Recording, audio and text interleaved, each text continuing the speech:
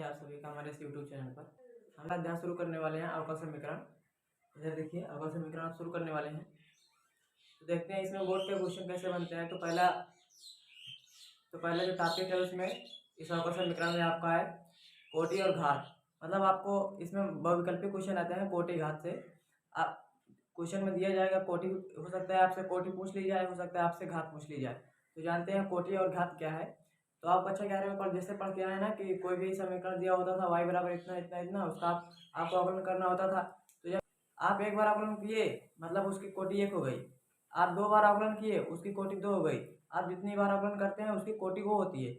लेकिन घात क्या है, जितनी आप जो देखकर बताते हैं कि हाँ इस समीकरण की कोटि इतनी है, उसी की जितनी पावर होती है वही उसकी घात होती है। देखिए पहले कोटि आप कैसे बताएंगे। मान लीजिए कोई अवकल समीकरण दिया गया है, अब आपको इसकी कोटि और घात दोनों बतानी है। मतलब पहले आप ये देखिए कि इस समीकरण का कितनी बार अवकलन किया गया है वही है कोटि, और उसको जिसे आप देखकर कोटि बताते हैं उसी के ऊपर जितनी घात लगी होती है वही है घात। पहले इसकी कोटि देखिए, यहाँ पर लिखा y के ऊपर लिखा है 3 डैश ना। ये डैश जो है यही बताता है कि मतलब जैसे कोई अगर y है, अगर हम इसका एक बार अवकलन करें x के साथ तो क्या बनेगा dy बाई dx। इसी को हम कहते हैं सिंगल y डैश, मतलब y के ऊपर एक डैश। अब अगर इसी d square y by D x square इधर लिखा हुआ है, अब इसको कहेंगे y के ऊपर 2 डैश। इसको देखकर यहाँ पर 1 है तो 1, यहाँ पर 2 है 2। ये मतलब इसका यह है कि y का आप कितनी बार अवकलन किए हैं, तो वही इस तरह भी है। यहाँ पर 3 डैश आपको दिख रहा है, इसका मतलब कि वहाँ यहाँ पर ये लिखा हुआ कुछ इस प्रकार से लिखा हुआ है ना। तो आपको देखकर समझ में आ गया होगा यहाँ पर इसका कितनी बार अवकलन किया गया है, 3 बार आपको दिख रहा है 3, यहाँ पर 2 बार, यहाँ पर 1 बार। लेकिन जब आपको इसमें कई बार दिख रहा है कि हाँ इसमें तो कई बार अवकलन अलग अलग का हुआ है, तो आपको ये देखना है कि अधिकतम कितनी बार अवकलन किया गया है। तो इस पूरे समीकरण में देखिए अधिकतम कितनी बार अवकलन किया है। यहाँ पर आपको 3 है, यहाँ पर 2, यहाँ पर है, तो आप इसमें अधिकतम कितनी बार अवकलन किया गया, तो 3 बार। देखिए 3 बार ना, इसकी कोटि यही अधिकतम जितनी बार अवकलन किया गया होता है वही कोटि बनती है। अधिकतम जितनी बार अवकलन किया गया तो वही कोटि बनती है, तो इसकी कोटि कितनी हो गई 3। लेकिन अब हम घात किसे देखकर बताते हैं, इसी कोटि को देखकर, जिसे हम देखकर ये बताते हैं कोटि इतनी है, उसी की पावर इतनी हो तो उसे देख के घात बताते हैं। इधर देखिए इतना आपको इतना लेना है। अब इसके ऊपर कितनी घात लगी होगी वो होगी घात, इसके ऊपर कोई घात लगी है नहीं, मतलब 1 लगी है, मतलब इसकी घात कितनी होगी 1। दूसरा उदाहरण देखिए, कोई सा भी समीकरण दिया गया हो, बस आपको उसमें ये देखना है कि इसका कितनी बार अवकलन किया गया है। इसको देखिए यहाँ पर अवकलन कितनी बार किया गया आपको ये देखकर पता चलता है। डी स्क्वायर वाई मतलब डी का मतलब वाई का आपको यहाँ पर वाई का 2 बार अवकलन हुआ है ना, तो मतलब 2।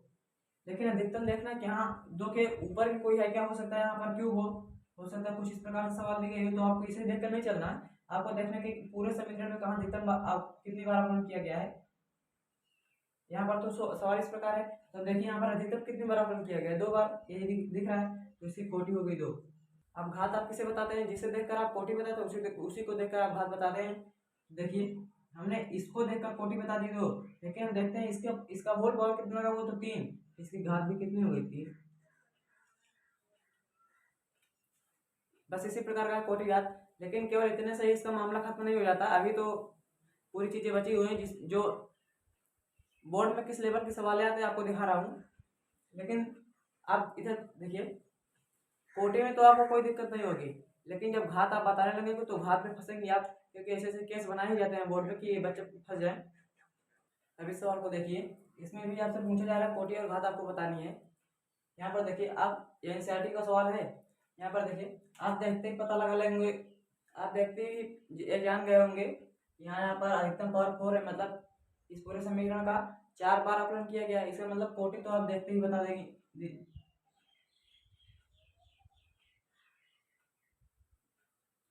कोटि तो आप देखते ही बता दिए होंगे ना कि 4 है। लेकिन यहाँ पर घात में जो फंसने वाले क्वेश्चन होते हैं ना बोर्ड में आते हैं, बस वो इसी प्रकार से आते हैं कि मतलब आप घात ये मत देखिए कि हाँ इसका होल पावर 1 है तो इसकी घात 1 हो गई, ये आपको नहीं देखना है। आपको ये देखना है कि आपका जो ये यहाँ पर देखिए थोड़ा, यहाँ पर लिखा हो कि y का 3 बार अवकलन किया गया, 3 बार y dash y double dash y triple dash कुछ भी हो, वो जो है वो आपका फ्री होना चाहिए, फ्री एकदम स्वतंत्र होना चाहिए, कि वो बंधा नहीं होना चाहिए। बंधा मतलब जैसे देखिए साइन का कोण बन गया है यहाँ पर कोण में भी नहीं चलेगा, ऐसे यहाँ पर आ जाता लाग में वाई डबल डैश कुछ भी, ये बंधा नहीं होना चाहिए। जैसे यहाँ पर आ गया e की पावर सिंगल वाई डैश, ये ये देखिए यहाँ पर ए की पावर में आ गया, ये बाधा नहीं होना चाहिए, बस आपका जो d Y by D x d two Y by D x square ये जो है होता है आपका कहीं भी बाधा नहीं होना चाहिए, एकदम स्वतंत्र होना चाहिए। उसी ही आप कहेंगे कि हाँ, मतलब तब आप देखेंगे कि अगर बाधा नहीं है तब आप यहाँ पर आएंगे कि हाँ इसकी पावर कितनी है, तब आप वहाँ से घात का पता लगा सकते हैं। लेकिन अगर कुछ इस प्रकार से आएगा कि हाँ वो बंधा है आपका चर, मतलब ये जो d Y by D x ये बंधा हुआ है, तो आप ऐसा नहीं बताएंगे। आप देखिए अगर कहीं भी देंगे कि हाँ ये बंधा हुआ है, तो आप सीधे सीधे कह दीजिए कि इसकी घात जो है परिभाषित ही नहीं है। आप ऐसे लिख देंगे परिभाषित नहीं है घात। समझ में आया? एक क्वेश्चन और देखते हैं। यहाँ पर अभी हम चर्चा करें कोटि और घात पर ही, लेकिन इस सवाल में जो है केवल आपसे घात पूछा है कि मतलब इस समीकरण को देखिए और बताइए कि इसकी घात कितनी है। अब घात आप देखने के लिए पहले क्या बताना है, पहले तो आपको कोटि पता लगानी होगी कि हाँ उसी को देखकर उसके पावर, उसके ऊपर जितनी पावर है उसी को घात बोल देंगे। लेकिन पहले आप कोटि पता लगाइए। तो इसमें आप देख रहे हैं अधिकतम कितनी बार अवकलन हुआ है, यहाँ पर एक बार, यहाँ पर एक बार, यहाँ पर दो बार, इसका मतलब कोटि दो हो गई, कोटि दो हो गई, ठीक है। लेकिन अब आपको घात बताने से पहले ये देख लेनी है कि हाँ जो हमारा D Y by D X है, D two Y by D x square है, ये सब जो है कहीं फ्री है कि नहीं, आपको ये देखना है कि हाँ ये फ्री है कि नहीं। तो यहाँ पर देखिए d Y by D x यहाँ पर फ्री है, ठीक है, यहाँ पर भी, यहाँ पर फ्री है, यहाँ पर भी, मतलब हर जगह पर ये स्वतंत्र ही है। तो आपको अब इस केस में क्या होता है, पहले जिसकी आप कोटि देखते हैं उसी बस उसी की पावर देख लीजिए। यहाँ पर कितनी पावर लगी है, एक, तो इसकी घात भी कितनी होगी, एक।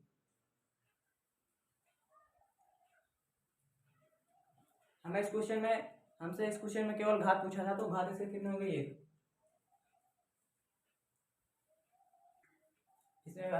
इसमें आपसे कोटि पूछ रहा है, कोटि।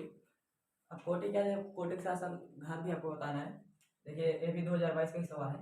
यहाँ पर कोटि बताने के लिए आपको देखना होगा कि हाँ इसमें अधिकतम कितनी बार अवकलन किया गया है। तो अधिकतम देख ले पहले, यहाँ पर एक बार किया गया, यहाँ पर दो बार, इसका मतलब है सब ज्यादा का क्या हुआ, दो बार। तो यहाँ पर कोटि आपको 700 लिखनी है, दो बार। अगर आपको घात भी बताना है तो घात देखिए, जिसकी आप कोटि बताते हैं उसी की घात भी बताते हैं। यहाँ पर देखिए इसकी पावर कितनी है, एक। बस आपको ये देख लेना है कि यहाँ कहीं हमारा D Y by D x d two Y by D x square है, कहीं बात तो नहीं है। तो देखिए यहाँ यहाँ कहीं भर भी वो मतलब ऐसा है नहीं कि वो फ्री ना हो। यहाँ पर देखिए फ्री भी है और कहीं बाहर है, मतलब एक जहाँ भी है वो स्वतंत्र ही है ना, मतलब आपको आपकी घात जो होगी वो भी इसी यही होगी, जिसकी आप कोटि बताएंगे उसी की घात। जब आपका वो d d two Y by d square d Y by d जब स्वतंत्र है, तो इसी का पावर जो है देख के आप घात ही बता देंगे। घात यहाँ पर कितनी हुई, एक लगी हुई, तो एक। आप ऐसे ऐसे सवाल देख के सोच रहे हो कि यहाँ आसान आसान सवाल यहाँ पर पूछी जाती हैं बोर्ड में, तो ऐसी बात नहीं है। देखिए और भी अच्छी अच्छी सवाल आपको देखिए। अब यहाँ पर देखिए आपके सामने दो सवाल हैं, ये पहली और दूसरी, ये दोनों भी बोर्ड 2022 की सवाल हैं। यहाँ पर देखिए, यहाँ पर आपको कोटि और घात ही बताने हैं। क्या पूछा है आपको देख के नहीं चलना है आपको, तो हो सकता है कोटि भी कभी पूछ ले, हो सकता है आपसे घात पूछ ले, तो आपको दोनों पता करनी है।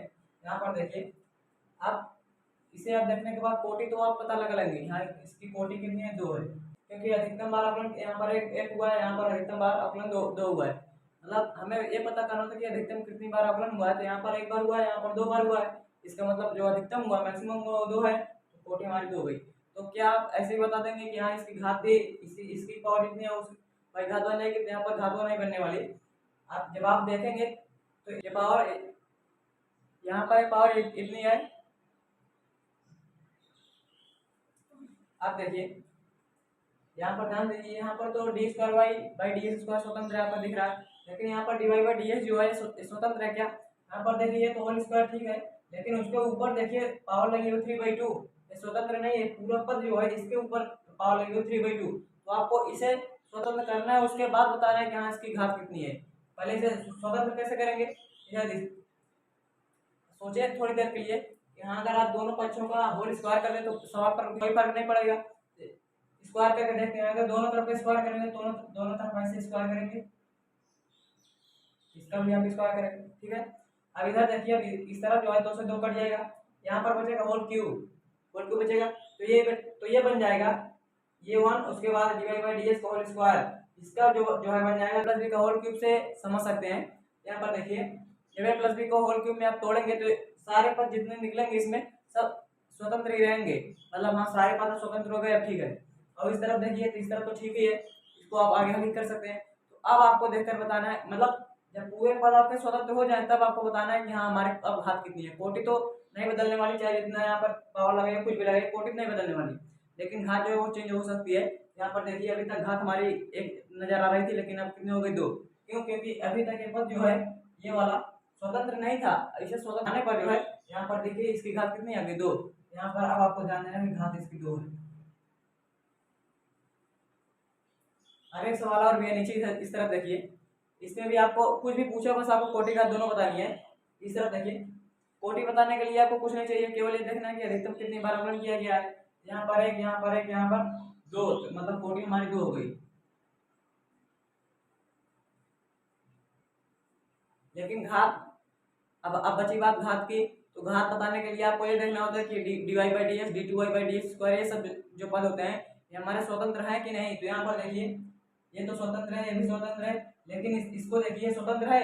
यहाँ पर साइन का कोण बन के आया है, मतलब मैंने आपको भी बताया लाग में आ जाए, e की पावर y में कुछ आ जाए, मतलब y dash y double dash कुछ भी आ जाए, ये जो है ये स्वतंत्र होना चाहिए। लेकिन यहाँ पर देखिए तो कोण बन के आ गया, मतलब स्वतंत्र नहीं है यहाँ पर। तो आपको यहाँ पर घात में आप क्या लिखेंगे, जब घात जो है वो इस तरीके से कुछ भी आ जाए, लाग में आ जाए, साइन में आ जाए, ये की पावर में कुछ भी आ जाए, कुछ भी मतलब आए, वो इस तरह से नजर आए कि हाँ वो स्वतंत्र नहीं है, तो आपको घात बता देना है कि हाँ इसमें घात परिभाषित ही नहीं है। इस तरीके से आपको बता देना, उसके बाद आगे चलना है। अब देखिए यहाँ पर कोटि और घात का मसला बस इतना ही था। अब आगे देखिए, आगे आपको सिखाया गया है कि मतलब आप अवकल समीकरणों को हल कैसे करेंगे। दिया गया बस आपको व्यापक हल है, उसके बाद विशिष्ट हल। व्यापक हल तो ठीक है, जैसे आप समाकलन में पढ़ते आए थे आप कुछ भी करिए बाद में प्लस सी लगा देते हैं। ये जो प्लस सी लगाते हैं ये तो व्यापक हल पूरा बनता ही है, लेकिन यही अगर प्लस सी खत्म हो, जैसे जैसे निश्चित समाकलन में करते था कि प्लस सी उसमें खत्म हो जाता था, एक प्रॉपर वैल्यू आती थी, उसी प्रकार से आपको समीकरण में भी है कि वो जो प्लस सी है वही वही आपको हटा देनी है, बस वही हट जाए तो वो जो है वो विशिष्ट हल बन जाता है। अभी अभी आपको उदाहरण के माध्यम से समझा रहा हूँ। आपको देखिए ये 2022 की सवाल है, मतलब अभी तक आपने कोटि और घात सीख ली है। अब उसके बाद आपको सीखना है कि अवकल समीकरणों को हल कैसे करते हैं। यहाँ पर देखिए केवल अभी साधारण आपको सिखाया जा रहा है। साधारण में क्या है कि आपको कुछ इस प्रकार से दिए जाएंगे, जो 2022 में पूछी गई, एक नंबर में पूछी गई है।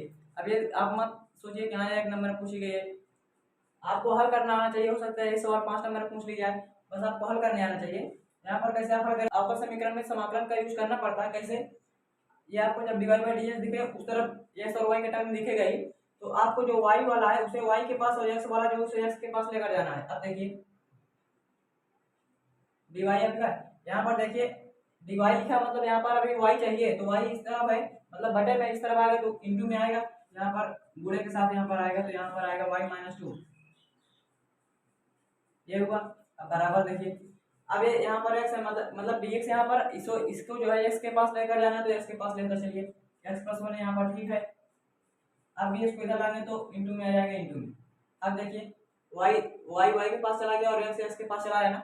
अब इसे आप हल कैसे करेंगे, आप समाकलन सीख के आए हैं, अब दोनों तरफ का आपको समाकलन करना है, क्योंकि ये देख रहे हैं dx जिससे आपको रूप बनता था, इस तरह y dy, तो आप आसानी से हल कर सकते हैं।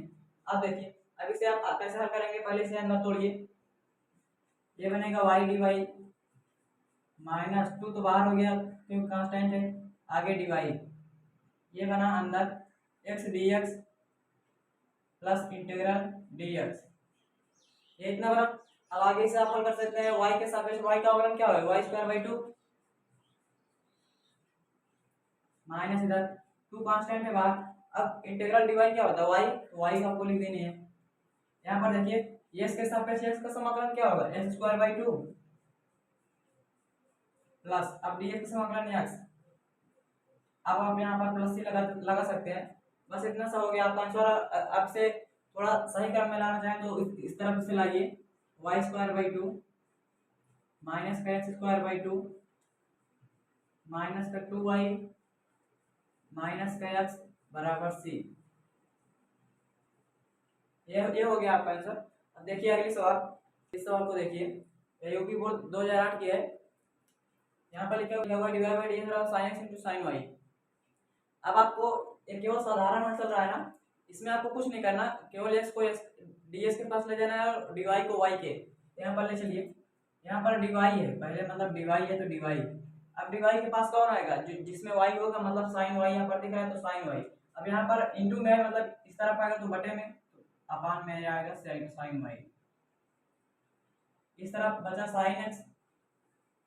अब साइन x इसका मतलब यहाँ पर dx आना चाहिए, यहाँ पर देखिए बटे में इस तरफ आएगा, गुणे में हो जाएगा तो बन जाएगा dx।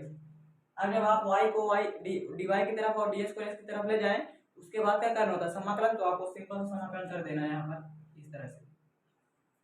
अभी आप इसका तो समाकलन नहीं के जानते, लेकिन 1/sin y क्या लिख सकते हैं आप,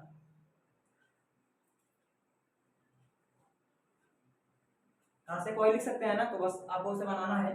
बाकी इसको देखिए, साइन का x के सापेक्ष साइन का क्या होता है, माइनस का x। अब समाकलन कर चुके तो प्लस से लगा दें। अब इधर देखिए बचा है कासेक y, मतलब y के सापेक्ष y, कासेक y जैसे x के सापेक्ष कासेक x का उसी तरह से है। बस आपको ये देखना है कि हाँ हमें आता है कि नहीं कासेक x समाकलन। आपको पता है कि हाँ लाग कासेक x माइनस काट x होता है, ठीक है। आप वो भी कर सकते हैं, पर एक छोटा सा भी होता है लाग tan x/2, मतलब अगर यहाँ पर y है तो y/2 आप इस तरह से लिख सकते हैं, लाग माड आप tan, अगर x होता तो x, लेकिन यहाँ पर y है तो y/2। इस तरह बचा है minus cos x plus c। आप यहाँ इसके स्थान पे आप चाहे तो वो अलग कर सकते हैं, लाग का cos x माइनस काट x, लेकिन यहाँ पर थोड़ा छोटा है, आसान भी पड़ रहा है, इसलिए इसे आप सीख भी लीजिए कि ये भी होता है। अब आगे हल कीजिए, इस तरफ बचा है लाग tan y/2, इसको इस तरफ लेकर आइए तो प्लस cos x बराबर c। अब आपको लिख देना है आंसर। इस तरीके से आता है ये साधारण समाकलन। जैसे आप एक सवाल और देख लीजिए, जैसे आपके सामने आ जाए dy/dx बराबर 1/x। अब आपको इसमें क्या करना है, आपको कुछ करना नहीं है, बस ds को x के साथ x के पास ले जाना, y को y, यहाँ पर y तो कुछ है नहीं, मतलब dy सिंपल से बचा रहेगा, तो dy, और इस तरफ 1/x है, ठीक है। इस तरफ आपको dx लेकर जाना है, तो इसमें गुणा करेंगे तो dx बन जाएगा। अब दोनों तरफ आप समाकलन कर दें, तो dy का y, इस तरफ देखिए 1/x क्या होता है, log x, तो log x। अब समाकलन कर चुके तो प्लस c, ये बन गया आपका आंसर। बस इसी प्रकार से साधारण समाकलन आता है। लेकिन अभी आप इन अवकल समीकरणों को हल करना सीखे। अब सीखिए कि अवकल समीकरण आखिर बनाते कैसे हैं, वो देखिए। समीकरण आपको बनाना भी आना चाहिए, ये 2014-17 दोनों में आई हुई है। इसको देखिए, लिखा हुआ dy/dx बराबर √1 + y² / 1 + x²। ये साधारण सा ही है, मतलब आपको देखने पर लग ही रहा है। तो आप क्या इसमें करते हैं, केवल y को dy की तरफ और s को ds की तरफ ले जाते हैं। तो ले चलिए, इस तरफ dy है, मतलब dy। अब यहाँ पर आपको y वाला टर्म चाहिए, यहाँ पर लगा हुआ है ना dy 1 + y²। तो आप इसे तोड़ेंगे कैसे, मतलब इस तरफ कैसे लाएंगे, तो आप इसे लिख सकते हैं। पहले इसे सवाल को नोट करिए, इसको आप लिख सकते हैं √1 + y² / √1 + x²। ये बन जाएगा dy/√1 + y²। ये बनेगा ds को उधर ले जाना पड़ेगा, तो ds/1 + x²। अब आपको देखिए ये तो डायरेक्ट समाकलन है, आपको समाकलन कैसे कर लेना है, क्या है, वही ds/√1 + x² का रूप है। यहाँ पर जहाँ जैसे वही पर वही, तो इसे आप हल करना जानते हैं, क्या होता है, log mod of x + √1 + x²। समाकलन कर चुके तो प्लस c, जहाँ पर x वहीं पर y, तो ये भी वही है, log mod of y + √1 + y²। अब यहाँ पर थोड़ी प्लस सी लगाएंगे, केवल वहीं पर। अब इसको इस तरफ लाइए तो ये बनेगा, माइनस में इधर आएगा ना, minus log mod of √1 + x²। तो जब आप सोचिए log m - n का फार्मूला लगेगा तो क्या होगा, log m/n, तो सीधे लिख दीजिए आप m, ये बन रहा है तो y + √1 + y² अपान n, ये बना तो x + √1 + x² बराबर में से लिखा हुआ है, तो c लिख के आंसर लिख दीजिए, हो गया। अब आप सीखिए कि यहाँ अवकल समीकरण बनाते कैसे हैं, क्योंकि यही अगला टॉपिक है आपके सिलेबस में। अभी तक आपने सीखा कि अवकल समीकरणों को हल कैसे करते हैं, लेकिन आपको ये सीखना है कि अब अवकल समीकरण बनाते कैसे हैं। अभी तक तो आपको बनाया हुआ अवकल समीकरण मिल रहा था, लेकिन अब आपको सीखना है कि हम खुद से कैसे अवकल समीकरण बनाते हैं। उसके बाद हो सकता है उसे आप हल करना भी आप जान जाएंगे। पहले आप बनाना सीखिए, बनाते कैसे हैं। इधर देखिए, यहाँ पर कह रहा है किसी वक्र के प्रत्येक बिंदु x, y पर स्पर्श रेखा की ढाल अब पहले ये समझिए कि जब भी क्वेश्चन में आ जाए आसपास रेखा की ढाल, उसे ही कहते हैं dy बाई डी एस। आसपास रेखा की प्रवणता, उसे कहते हैं dy बाई डी एस। तो ये बन गया dy बाई डी एस। ये कह रहा है आसपास रेखा की ढाल जो है, ये dy बाई डी एस जो है वो भुज के वर्ग के बराबर है। भुज मतलब आप जानते हैं, आप पढ़ा है कार्तिक तल में कि भुज कामा कोटि किसको कहते हैं, s कामा y को ना, इसे कहते हैं भुज, इसे कहते हैं कोटि। लेकिन यहाँ पर कह रहा है भुज के वर्ग। भुज मतलब x ना, x के वर्ग के, x का स्क्वायर कह रहे हैं, x का स्क्वायर के बराबर है। अब बीच में बराबर लगा दीजिए, बस यही बन गया आपका। देखिए आपका समीकरण बन गया ना। अब आप इसे हल करना तो जानते हैं, लेकिन हल करना भी यहाँ पर आपको नहीं सीखना है। आपको ये सीखना है कि हाँ आपको समीकरण बनाते कैसे हैं। ये देखिए आपका समीकरण बन गया, बस हो गया आंसर। लेकिन हो सकता है अगर आपको हल करने में भी आनंद आए तो इसे आप हल कर सकते हैं। देखिए अब यहाँ पर डी वाई बाई डी है, अब मतलब यहाँ पर डी वाई, अब यहाँ पर कोई इस तरफ y है, y नहीं है तो मतलब केवल डी वाई रहेगा, ये डी वाई है। अब एक्स स्क्वायर मतलब यहाँ पर डी एक्स आना चाहिए, तो डी एक्स इस तरफ लाइए, एक्स स्क्वायर डी एक्स बन गया, एक्स स्क्वायर डी एक्स बन गया ना। अब आगे आप इसे हल करना जानते हैं, दोनों तरफ का समाकलन कर दीजिए। इसका क्या होगा y, इसका क्या हो जाएगा x cube by 3। X power n वाला फार्मूला क्या होता है, x power n plus one by n plus one, y two plus one by two plus one 3 हो गया। बस ये हो गया आंसर। आंसर तो यही है, क्योंकि यहाँ पर आपस समीकरण बनाना सीख रहे हैं तो ये बन गया आपका समीकरण। अब बाकी हल करना तो आप जानते हैं, लेकिन एक बात ध्यान दीजिए, जब भी ये आ जाए आसपास रेखा की ढाल या प्रवणता करके, तो आपको यही d Y by D s समझना है कि हाँ यही है d Y by D s. मतलब ढाल कह दिया, प्रवणता कह दिया, वही है d Y by D s. अगला क्वेश्चन देखिए, सवाल को देखिए, कह रहा है किसी वक्र के प्रत्येक बिंदु पर है, बिंदु पर उसकी ढाल बिंदु के निर्देशांकों मतलब x, y के योगफल x प्लस वाई जोड़ेंगे ना, कह रहा है उसके दोगुने के बराबर है। आपको समझ में आएगी होगी। यहाँ पर अगर किसी भी बिंदु पर उसकी ढाल कह रहा है, उसकी ढाल मतलब आपको अभी बताया था कि हाँ ढाल प्रवणता कुछ भी कहते तो क्या होता है डिवाइड बाई डी एक्स, वही आपको divide by D x note करना है।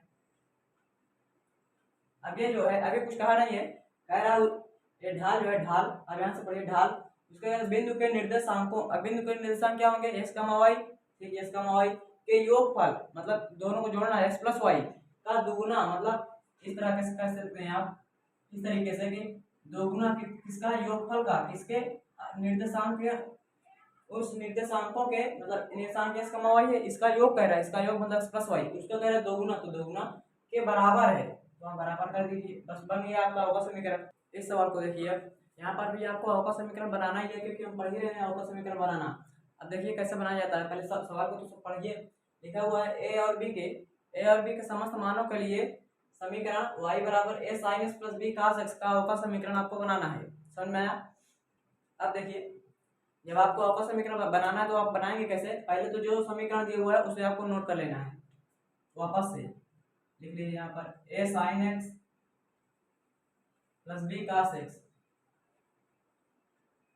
ऐसे लिख लिए। सोचिए अवकल समीकरण कैसे होता था, वही जो आप हल करते पहले आए हैं, d Y by D s d two Y by D x square plus d three d q y by D x cube, ऐसा ऐसा होता था ना, मतलब अवकल समीकरण इसी प्रकार का होता था। अब यहाँ पर तो आपको कुछ दिया ही नहीं है, मतलब आपको उस फॉर्म आखिर दे क्यों, क्योंकि आपको तो बनाना है ना अवकल समीकरण, मतलब आपको D Y by D s के फॉर्म में, d Y by D s square के फॉर्म में लाना है आपको। कैसे लाएंगे, सोचिए इस पूरे में जो है d Y by D s कब आ सकता है, आपको वाई दिख रहा है, देखते ही समझ में आना चाहिए कि हाँ अगर इसका ये y के सापेक्ष अवकलन करेंगे तो y का y के सापेक्ष एक हो जाएगा, मतलब dy बाई डी हमें नहीं मिलने वाला। लेकिन अगर इसका x के सापेक्ष अवकलन करें तो dy बाई डी मिल जाएगा, तो बस आपको x के सापेक्ष अवकलन करना है, लिख भी दे मैं चाहे तो आप x के सापेक्ष अवकलन करने पर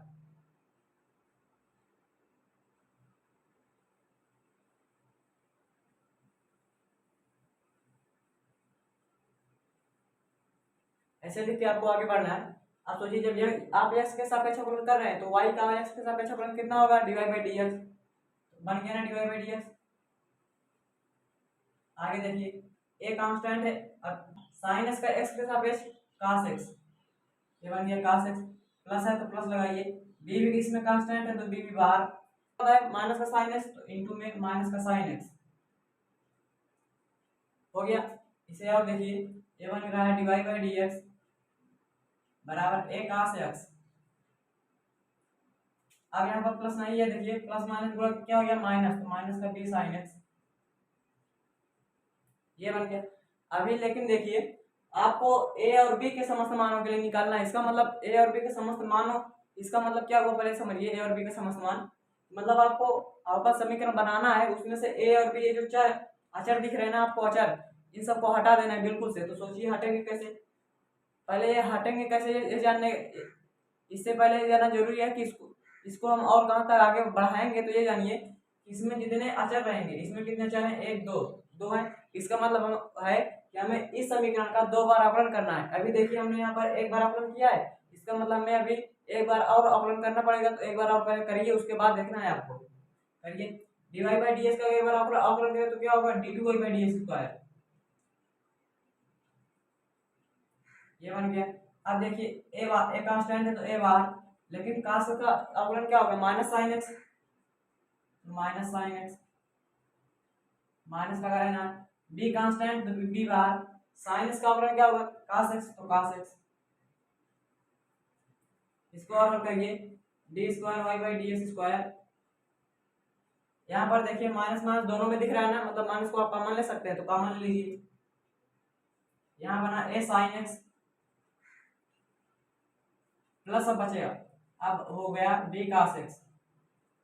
अब सोचिए आप, A sine X plus B cos X आपको कहाँ मिला है, ये आपकी सवाल ही है। A sine X plus B cos X को क्या माना है सवाल में, वाई, तो इसके स्थान पे आपको वाई रख देना है। तो बनेगा क्या, ये बन गया d two Y by D x square. ये माइनस इधर आएगा तो प्लस हो जाएगा, प्लस। अब इसको क्या लिखेंगे आप, वाई ना, तो d two Y by d plus y बराबर 0।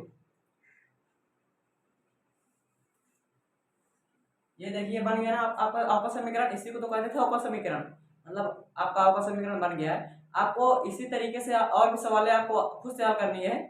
ये देखिए इसका आंसर आ चुका है, बस हो गया। आप देखिए अभी तक आपने जितने भी प्रकार से अवकल समीकरणों को हल करना सीखा है, सारे सवाल तो उस पर नहीं होने वाले, ये बात साफ है। मतलब अब आपको आगे लास्ट होता हुआ दिखाई दे रहा है। आपको यहाँ पर 2 प्रकार के अवकल समीकरण के रूप मिलेंगे, पहला तो रैखिक और दूसरा समघाती। लेकिन अभी समघाती पहले ही आता है, लेकिन समघाती की बात अभी नहीं करेंगे, क्योंकि हो सकता है उसको उसमें आपको कंफ्यूजन हो। तो अभी समघाती की बात छोड़ के पहले रैखिक की बात करते हैं। तो रैखिक में क्या है, रैखिक में आपको 2 रूप मिलेंगे कुछ इस प्रकार से। अगर इस प्रकार से मिले तो समझ लीजिए कि यहाँ पर रैखिक है, और रैखिक को हल कैसे किया जाता है वो भी समझिए।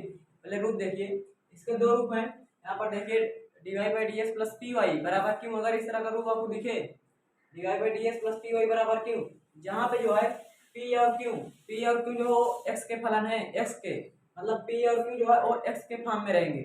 और हो सकता है अगला इस तरह से कुछ दिखे कि D X upon D Y plus P S बराबर Q, D X upon D Y plus P S बराबर क्यू, जहाँ अब पी और क्यू जो है वो वाई के फलन हो गया, मतलब अब पी और क्यू जो है वो वाई के रूप में रहेंगे। पहले अब जैसे आपको एक एग्जांपल पहले देखिए, इस एग्जांपल को देखिए, इसमें आपको खुद देख के बताना है कि हाँ एक ये वाला है कि ये वाला। पहले देखिए डी बाई डी एस मिल रहा है, डी बाई डी एस मतलब इसमें है d by D s plus p y. यहाँ पर देखिए वाई वाई, लेकिन पी का मान यहाँ पर क्या है, तुलना कीजिए -4 है ना, पी का मान -4, ठीक है।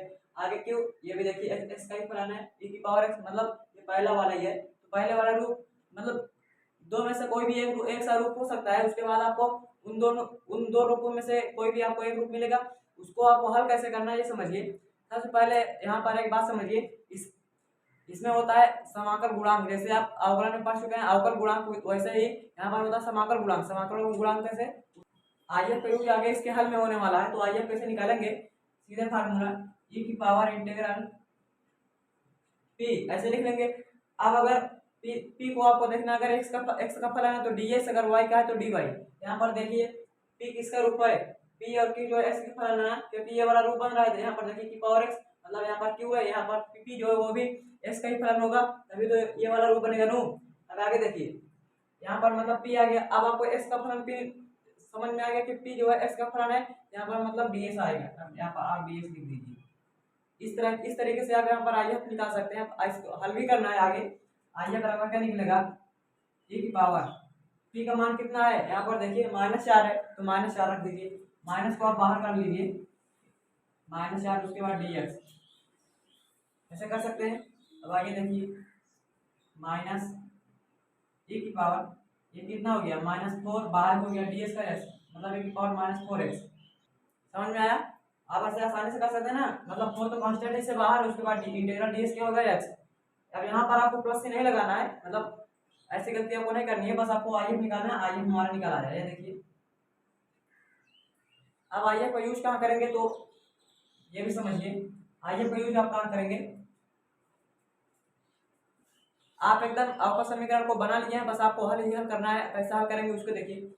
आपको पहले अगर ये वाला रूप बन रहा है तो ये वाला पहले आपको लिखना है y, तो y यहाँ पर y आसानी से लिख लेंगे आप, y into I F, y into I F. I F कितना है माइनस, ये माइनस कहाँ से, ये माइनस नहीं है, यहाँ पर देखिए y into I F. I F का मान क्या है e की पावर माइनस 4x हो गया। उसके बाद बराबर इंटीग्रल लगाना है q into I F. Q का मान ढूंढिए, क्यू मतलब e की पावर x करना है। q into into I F का मान कितना है, e की पावर माइनस 4x, e की पावर माइनस 4x। अब इंटू, अगर देखिए x का फलन है ना, यहाँ पर डिवाइड थोड़ी करेंगे, यहाँ पर तो ds ही करना पड़ेगा, तभी तो समाकलन कर पाएंगे ना। अब हो गया dx। अब तो आप इसे आसानी से हल कर सकते हैं। इधर देखिए y e की पावर माइनस 4x, ये हो गया। इस तरफ देखिए, ये इसके हल करेंगे तो कितना बचेगा, इंटीग्रल e की पावर माइनस 3x, ये बचा dx। अब आप इसे हल कर सकते हैं ना, कैसे, माइनस 3x को आप t मानेंगे, यहाँ पर मान लीजिए, माना माइनस 3x बराबर टी, ऐसे ही मानेंगे तभी तो e की पावर t वाला रूप बनेगा। अब आगे हल करिए इसे, x का अवकलन ds हो गया, लेकिन यहाँ पर माइनस 1/3 बचा है तो इसे इस तरफ भेजेंगे हम, तो इस तरफ dt आ गया। बस आपको ऐसे ही करना है। तो अब आपको देखना है कि यहाँ ds के स्थान पर हमें क्या रखना है, माइनस 1/3 dt तो रखिए, यहीं पर रखते हैं y की पावर माइनस 4x, इसको आपको लिख लेना है। आगे देखिए माइनस 1/3 आगे उतार लेना है इसे। अब देखिए ई लिख लेना है। अब इसको आप माइनस 3x को क्या मान लिया t, तो यहाँ पर t। अब ds के स्थान पे क्या मिला है हमें, माइनस 1/3 dt, तो माइनस 1/3 हमने यहाँ पर लगा दिया, बचा dt, तो dt। बस अब आगे और हल कीजिए, e की पावर माइनस 4x बराबर माइनस 1/3 e की पावर t dt क्या होगा, e की पावर t। अब t बचा, t का मान हम सीधे रख दीजिए, माइनस 3x प्लस c। बस हो गया आंसर। देखिए आपका आंसर आ चुका है यहाँ पर।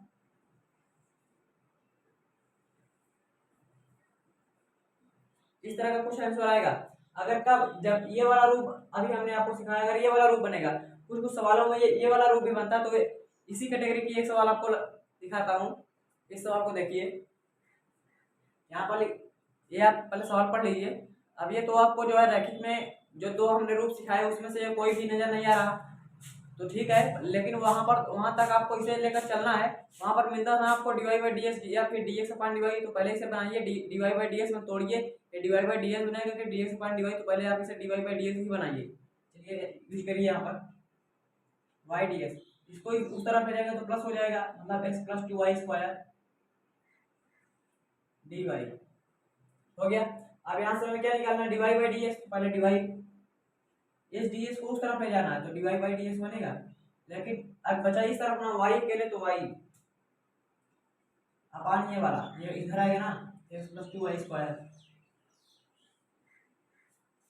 अब सोचिए ये कुछ बन सकता है यहाँ पर, यहाँ से d Y by D x upon D Y by D x बराबर इतना प्लस, ये समझ में नहीं आ रहा कि हाँ ये कौन सा रूप बन रहा है, तो मतलब आपसे फिर से वापस पलटिए। अगर ना बने वो वाला रूप तो इसे पलटना पड़ता है, तो पलटिए d x upon D y, ये कितने हो गए, x plus 2y square upon y. अब देखिए ये रूप बन रहा है, लेकिन आप जब बनाए तब तो पहले से और भी हल करिए।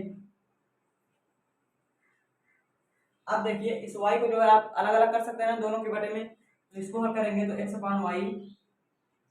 एक काम करते हैं, इसको सीधे इसी तरह बुला लेते हैं, ये हो जाएगा माइनस में माइनस बराबर आप लगाते हैं। अब इसको जब बटे में करेंगे तो क्या बनेगा, एक y से एक y कटिए, बचेगा 2y, बन गया। अब याद करिए तो दूसरा ही फार्मूला बन रहा है ना, दूसरे प्रकार का कि D x upon D Y. अब देखिए यहाँ पर p और q पहचानना बेहद जरूरी, पहले p और q समझते हैं। यहाँ पर p देखिए, वहां पर क्या था, px था, p यहाँ पर देखिए पहले, अगर यहाँ पर x है तो यहाँ पर भी x आपको मिलना चाहिए, तो p क्या होता था px। यहाँ देखिए इतना, अगर इतना आप समझ लेते हैं, ये समझिए p है, तभी तो बनेगा px, और जो है ये पूरा क्या बन जाएगा, क्यू बन जाएगा। देखिए ये भी y का फलन, ये भी y का फलन, y का फलन होना चाहिए ना p, क्यों, क्योंकि यहाँ से dy बाई डी एस नहीं है, dx अपॉन dy है, इसलिए यहाँ पर p जो है p और q ये y के फलन बनेंगे। अब y के फलन आपको समझ में आ रहा है, आपको सिंपल से समझना है, कोई भी दिक्कत नहीं है। यहाँ पर देखिए अगर यहाँ पर dx है तो मतलब यहाँ पर आपको x को छोड़ देना है, अगर यहाँ पर x है यहाँ पर x को छोड़ देना बस, तो बाकी का जो बचा वो क्या हो गया y, उधर का जो बचा वो q हो गया। मतलब p का मान हमें यहाँ पर मिल गया कितना, -1/y, और q का मान भी मिल गया कितना, 2y। अब हमें p का मान मिल गया तो हमें if निकालना होता है, तो if निकालिए। if क्या होगा, इंटीग्रेशन e की पावर इंटीग्रेशन p। अब सोचिए हमने बताया था ना आपको कि अगर ये y का फलन है तो dy, तो पहले p आपको dy यहाँ पर लगा देना है। अब आगे देखिए e की पावर p का मान कितना है, -1/y, तो माइनस को थोड़ी देर के लिए बाहर, और उसके बाद करना है dy अपॉन y, ये बन गया। अब बताइए dy अपॉन dy अब क्या कहते हैं, log y ना, e की पावर माइनस, ये देखिए log y बन गया, log y बन गया। अब इस माइनस को जो है आप यहाँ से हटाइए, पहले थोड़ा और हम करिए, इस माइनस को आप हटाएंगे, log m पावर n वाला फार्मूला, मतलब यहाँ पर आप समझिए -1 लगा हुआ है, तो -1 को पावर में ले जाएंगे तो क्या बन जाएगा, ये हो जाएगा e की पावर log y पावर -1, यही बनेगा। अब y पावर -1 को क्या कहते हैं, y नोट्स को 1/y कहते हैं ना, तो सीधे यहाँ पर इसे हटाइए और सीधा कर दीजिए 1/y, बस हो गया। अब देखिए अब जब भी आपको ऐसा नजर आए कि e की पावर उसके बाद लाख से शुरू हो, केवल लाख से, माइनस होने से नहीं, केवल लाख से अगर शुरू हो, e की पावर लाख, ये पूरा हट जाता है, e की पावर लाख पूरा हट जाता है, तो बचेगा क्या, 1/y, बस। मैंने कहा था ना कि छोटा सा रूप बनेगा, देखिए बन गया 1/y। अब जब ये आपको क्या मिल गया, if मिल गया, तो आप आसानी से हल कर सकते हैं ना, कैसे, यहाँ पर देखिए शुरुआत, देखिए यहाँ पर हुई है हमारे आपस में हमारा बना है dx अपॉन dy, मतलब dy बाई dx नहीं है, dx यहाँ पर x आ गया ना, dx से शुरू हुआ ना, इसका मतलब हमें y इंटू नहीं x इंटू करना पड़ेगा, तो x इंटू करिए, x इंटू क्या होता है if, तो if का मान कितना है 1/y बराबर इंटीग्रेशन। आप क्या करेंगे if मतलब q इंटू if, पहले q लिख दीजिए, q का मान यहाँ पर आपको दिख रहा है 2y इंटू if का मान कितना है, अभी ये भी आपने निकाला 1/y। आप क्या करना है, यहाँ पर dx लिखेंगे नहीं, क्योंकि फलन तो पूरा y में चला, मतलब dy लिखना पड़ेगा, बस। अब आप इसे हल कर सकते हैं, क्या बना, x अपॉन y बराबर एक y से एक y तो कट गया, बचा क्या 2 dy, 2 को बाहर कर लीजिए, dy का y, आप समाकलन हो गया तो प्लस c, यहाँ पर देखिए x बराबर निकल के आएगा, गुणा करेंगे तो 2y² प्लस cy,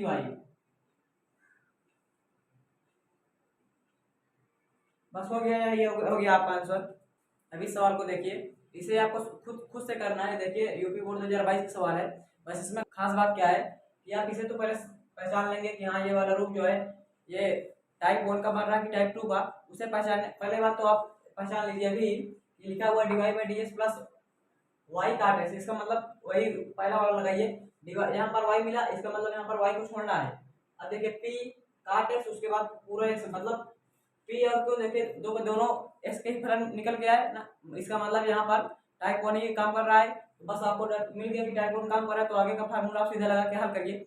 बस उसके बाद क्या है, यहाँ पर आपको विशिष्ट हल ज्ञात करना है, विशिष्ट हल अभी हमने सिखाया है आपको, तो यहाँ पर सीख लीजिए इसी सवाल में ही। यहाँ पर करना कुछ नहीं है कि जब आप पूरी सवाल कर चुके, मतलब जब आप लास्ट में आ जाए कि y बराबर इतना इतना इतना प्लस सी, वहीं पर जो जब प्लस सी आ जाए तो उसी प्लस सी का मान निकालना है, यही विशिष्ट हल सिखाता है हमें। विशिष्ट हल क्या सिखाता है, सी का मान कैसे आप रखेंगे, मतलब आप सोचिए सी, मान लीजिए आ गया y बराबर x प्लस सी, ऐसे कुछ आ गया।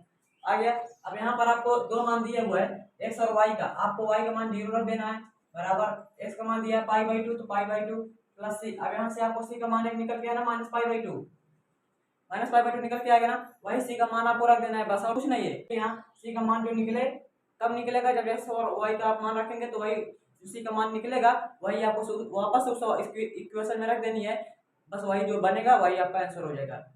इसे आपको खुद से करना है, होमवर्क समझ लीजिए। अब आगे देखिए अगला टॉपिक है समघाती ना, ये तो रैखिक खत्म हो गया, अब अगला देखते हैं समघाती। अब देखिए अभी तक आपने अवकल समीकरण की सारी विधियां पढ़ ली सिवाय इस समघाती के। अब अगर कोई सवाल आपको दे दी जाए और आप उसे लगाते लगाते परेशान हो जाए, वो किसी भी तरीके से ना आए, तो समझ लीजिए क्योंकि सारी विधि आपकी जब समाप्त हो जाए तो समझ लीजिए कि उसमें केवल समघाती लगने वाली है। क्यों? क्योंकि वो सवाल ही है क्या, अगर आपका समीकरण सवाल है उसमें सारी विधियां फेल, आपकी फेल हो गई, इसका मतलब उसमें समघाती आया है।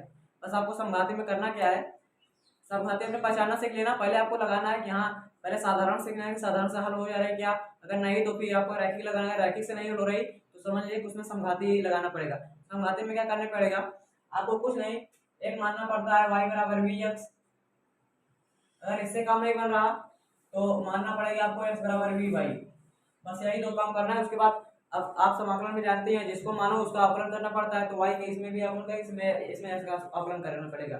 बस एक एग्जांपल के थ्रू आपको सिखा रहा हूँ। इस सवाल को देखिए, ये समघाती है, बस आपको एक एग्जांपल दिया जा रहा है। यहाँ पर देखिए, आप इस सवाल को पहले एक बार खुद से देखिए, उसके बाद ये दिमाग लगाइए कि इसमें रैखिक बन रहा है। रैखिक में क्या होता था, पहले पहले तो आपको डिवाइड बाई डी हर चीज में निकालना पड़ेगा, तो डिवाइड बाई डी पहले निकालते हैं। ये है डिवाइड बाई डी ना, इसके बराबर आपको निकालना है, मतलब इस सारी चीज को उस तरफ भेजना पड़ेगा। तो देखिए यहाँ पर लिखा y cos y by x plus x upon x cos y by x, बस इतना सा। आप सोच के दिमाग लगाइए थोड़ा सा कि क्या ये रैखिक है, रैखिक में डिवाइड बाई डी ठीक है, लेकिन लास्ट में जब आप पहुंचेंगे एक्स अपान इतना करेंगे तो एक्स कट जाएगा। अब one upon cos y by x मतलब सेक वाई बाई एक्स बनेगा, लेकिन जब वाई बाई एक्स उसमें अंदर तो बचा हुआ है ना, इस वाई बाई एक्स का आप क्या करेंगे, वो रैखिक में नहीं आता। क्यों? क्योंकि उसमें तो कहता है केवल एक्स का फलन हो या फिर केवल वाई का, लेकिन ये देखिए ये तो वाई एक्स दोनों का फलन, इससे हम नहीं हल कर सकते ना, इसका मतलब इसमें रैखिक काम नहीं कर रहा, और बाकी साधारण तो इसमें बिल्कुल ही नहीं लगेगा। तो बस आपको ऐसी सिचुएशन में समझ आना है कि इसमें समघाती लगने वाला। समघाती का हम कैसे करते हैं, पहले देखिए, आप सोचिए, आप जानते हैं अगर यहाँ पर थोड़ा सा आ जाए कास टी साइन टी कुछ भी आ जाए तो उसे आप आसानी से हल कर सकते हैं ना, तो वही आपको लाना है। ऊपर देखिए क्या वाई, इसके अगर स्थान पे आपको क्या मानना पड़ेगा, अभी हमने आपको बताया था वाई बराबर वी एक्स। सोचिए अगर वी एक्स ऐसे लिख देंगे, एक से एक्स कट जाएगा, उसके बाद क्या बचेगा कास बी, बस हमारा वही बन गया ना, कास टी साइन टी जैसे बनता था, उसी तरीके से आपको करना है। देखिए मानिए यहाँ पर वाई बराबर वी एक्स, आपको यहाँ पर देख के चलना है कि हाँ, मैं y बराबर वी एक्स मानना है कि x बराबर वी वाई मानना है। y बराबर वी एक्स यहाँ पर मानना है, तो मान लिया हमने। अब जिसको माना है उसका अवकलन, तो लेकिन अवकलन किसके सापेक्ष आप करते हैं, x के सापेक्ष, तो कहिए y का x के सापेक्ष dy बाई dx। अब आगे देखिए, अब दो फलन इनटू के रूप में दिए गए ना, गुणे के रूप में, तो उसको कैसे करते थे, प्रथम फलन तो प्रथम फलन गुणते सेकंड फलन का अवकलन, तो सेकंड फलन x है, x का x के सापेक्ष अवकलन एक ही होगा, प्लस सेकंड फलन मतलब x गुणते प्रथम फलन का अवकलन, तो v का करना है आपको अवकलन x के सापेक्ष, तो dv बाई dx जैसे dy बाई dx करते थे आप। अब इसे और देखिए, तो ये बना dy बाई dx बराबर v plus x dv by dx, ये बन गया। मतलब आपको जहां dy बाई dx मिला है उसके स्थान पे आप ये रख सकते हैं ना, क्योंकि ये तो बराबर में लिखा हुआ है, तो आप ऐसे रखिए, यहाँ पर रखिए v plus x dv by dx, बस आपको ऐसे सिंपल सा रख देना है। उसके बाद देखिए, अब y बचा, y के स्थान पे आपने मान क्या लिया vx, तो vx रख दीजिए यहाँ पर vx cos। आप सोचिए y के स्थान पे आप क्या रखेंगे vx, तो x से x कट गया, कितना बचा v, सीधे लिखते हैं v प्लस x है, x के स्थान पे आपने कुछ नहीं माना तो ऐसे ही रहने दीजिए। आगे देखिए लिखा हुआ है x, फिर बचा cos। अब y बाई x आप समझते हैं, y बना क्या रखेंगे vx, तो vx के x से x कटे क्या बचेगा v, तो v। आप देखिए, अब आपकी सवाल थोड़ा आसान लग रही है आपको, अब आगे हल कीजिए इसको, ये बना b plus x dv upon dx, इसको देखिए ये बना, यहाँ से आप x कॉमन लीजिए, ये x ये x, और ये बटे में जब कॉमन लेंगे तो कट जाएगा ना, तो सीधे हल कीजिए v cos v, यहाँ पर 1 बचा तो प्लस 1 अपान यहाँ बचा cos v, बस हो गया। आप चाहें तो इसे अलग अलग कर सकते हैं, लेकिन छोड़िए। अभी देखिए, इस v को हमें यहाँ v नहीं चाहिए, तो v को उस तरफ भेजना पड़ेगा, तो ये बना x dv बाई dx बराबर v cos v प्लस 1। अब सोचिए थोड़ी देर के लिए, अगर ये v जो है इस तरफ आएगा, मान लीजिए हमने यहीं डायरेक्ट कर दिया, इस तरफ आएगा माइनस v बन के, ऐसे ही होगा। तो आगे देखिए, इसका इसमें गुणा करेंगे ना, तो क्या हो जाएगा, माइनस का v cos v अपान ये वाला क्या बचा है, काश बी। बस अब आगे देखिए, प्लस का बी काश बी, ये माइनस से कट गया, बचा क्या, x d v by D x. ये बचा वन अपान काश क्या होता है, सेक, तो सीधे लिखते हैं सेक बी। अब देखिए, अब वही आपको पुराना नियम नियम लगाना है, कौन सा, साधारण है, साधारण बन गई। अब साधारण का नियम क्या है, जैसे यहाँ पर v है तो v के पास v वाला आना चाहिए, x के पास x वाला। तो यहाँ पर v है मतलब ये इस तरफ आएगा, तो ये बन गया dv अपान सेक v बराबर, यहाँ पर 1 बचा ना, मतलब ds को आप इधर दे सकते हैं तो dx। अब इसके पास कौन आना चाहिए, x, यहाँ पर x है, लेकिन ये इंटू में इस तरफ आएगा तो बटे में, सीधे बटे में आएगा। अब देखिए, अब इसे अब सीधे समाकलन कीजिए, कर देंगे समाकलन। अब 1 से क्या होता है, काश, काश v, मतलब काश v का मैं समाकलन करता है, तो काश v का समाकलन क्या होता है, साइन v, साइन v बराबर 1/x क्या होगा, log x। अब समाकलन आपने कर दिया ना, तो प्लस c, बस हो गया हमारा आंसर। अब आगे जिसको आपने जो माना था वो वापस रख दीजिए, साइन v, v का मान यहाँ से निकालिए, आपने कहाँ माना था, ये देखिए y बराबर vs माना है, तो v का मान यहाँ से क्या निकला, y बाई x, तो y बाई x यहाँ पर आपको रखना पड़ेगा, बराबर है बराबर log x प्लस c। ये देखिए, अब ये आ गया आपका आंसर, देख लिया आपने। बस इसी प्रकार से चलता है, समझाते रैखिक सारी चीजें इसी प्रकार चलती हैं। आपको बस यही एक तरीका है, आपको सब सारा तरीका इसी पे अप्लाई करना है, सारी सवालें आपकी आ जाएंगी। अब आपको मैं कुछ सवालें दे रहा हूँ, मतलब ये पीवाई को दे रहा हूँ, मतलब पिछले सत्र जो पूछी गई थी 22, 21, 20 इन सब में जो पूछी गई थी वो सवालें कुछ दे रहा हूँ, आप इसे घर से ट्राई करें। अगर जो ना आए तो उसे कमेंट में बताएं, बाकी आपको हल करना जरूर है, क्योंकि ये बोर्ड में आनी ही आनी है। यहाँ पर देखिए, अब आपका पूरा अवकल समीकरण समाप्त हो चुका है। मैंने यहाँ पर 6 सवाल आपको होमवर्क के रूप में दिए हैं, आप इसे अवश्य करें और कमेंट में आके बताएं कि आपको कौन सी आई कौन सी नहीं। लेकिन यहाँ पर देखिए 5वीं और 6वीं में हमने विकल्प वाले 2 सवाल दिए हैं, मतलब एबव विकल्पी है, आपको इसमें से बस विकल्प ढूंढकर आपको आंसर करना है। इसे तो कम से कम आप कमेंट में बता सकते हैं कि हाँ मुझे ये सवाल आ गई है। बाकी देखिए 4 सवाल यहाँ पर, ये 2 बोर्ड की हैं और ये 2 NCERT की हैं, आपको सारी सवालें करना है।